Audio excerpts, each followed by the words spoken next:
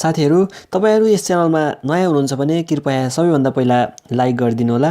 Like गरिसकेपछि तपाईले यहाँ देख्न सक्नुहुन्छ रातो अक्षरमा सब्स्क्राइब रहेको छ, यस सब्स्क्राइबलाई पनि क्लिक गर्नु होला। सब्स्क्राइबलाई क्लिक गरिसकेपछि यहाँ घण्टीको चित्र देख्न सक्नुहुन्छ, यसलाई पनि क्लिक गर्नु होला। साथीहरू अब म यस मोबाइलमा माउस राखेर चलाउन गइरहेको छु, जसका लागि सबैभन्दा महत्त्वपूर्ण भनेको एउटा ओटिजी केबलको हुन्छ, यसलाई ओटिजी केबल भनिन्छ। र अब हामी यस मोबाइलमा यो ओटिजी केबल लगाउँछौं। ओटिजी केबल लगाउँछौं, यहाँ चार्ज गर्ने ठाउँमा यसलाई लगाउने। यति लगाइसकेपछि तपाईले यहाँ लाइट आएको देख्न सक्नुहुन्छ, यहाँ लाइट बलिरहेको छ। अब त्यसपछि यो माउसको रिसिभर पोर्टलाई हामीले यहाँ लगाउने, यहाँ लगाउँछौं।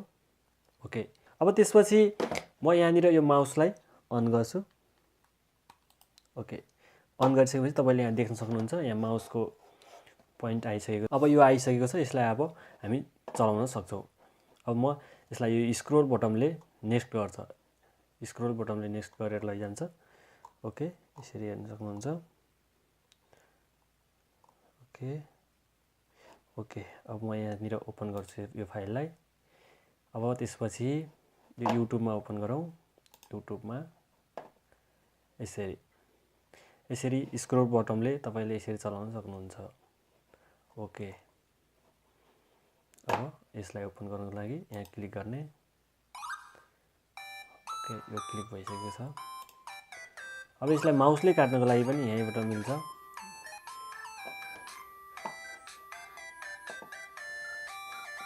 साथीहरू यसरी तपाईले आफ्नो मोबाइलमा माउस कनेक्ट गरेर चलाउन सक्नुहुन्छ। अब म यसलाई ब्याक गर्छु। ब्याक गर्नको लागि तपाईले राइट क्लिक गर्नुपर्ने हुन्छ, राइट क्लिक गर्नुस्। ओके, राइट क्लिक गर्दाखेरि ब्याक भइरहेको छ, यसरी राइट क्लिक गरेर ब्याक हुन्छ।